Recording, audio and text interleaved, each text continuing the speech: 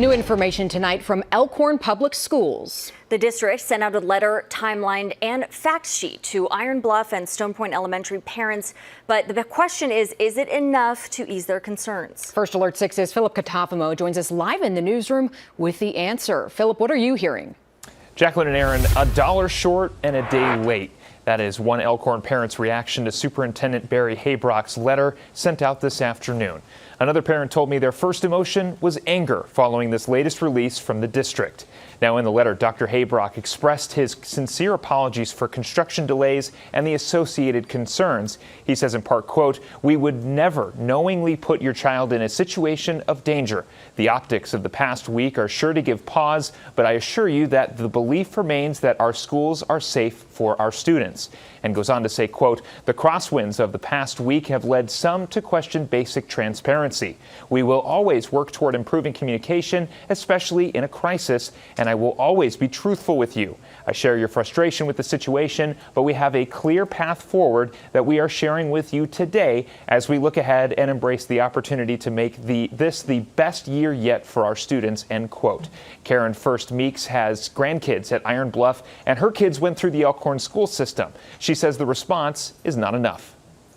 We were watching the school the whole time being built, and we realized back in June there was no way that was going to be done. As a matter of fact, we went actually by it today, and the fact that they said that there's no heavy equipment, okay, I'm not sure.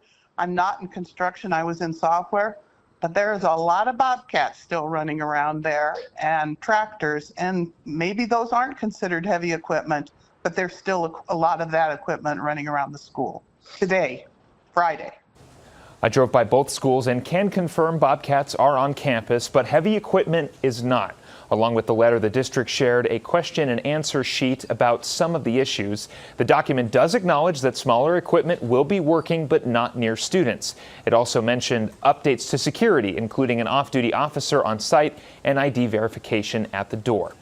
Now, reaction is pouring into our newsroom as parents take a look at these documents. One parent told us Dr. Haybrock's apology came off as insincere and was only issued because news media like First Alert 6 and the mayor got involved.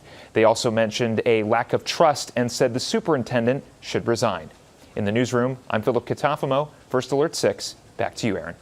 Philip, thanks for breaking that down for us. Now, we also got some clarity on the tentative timelines for the completion of construction projects at both schools.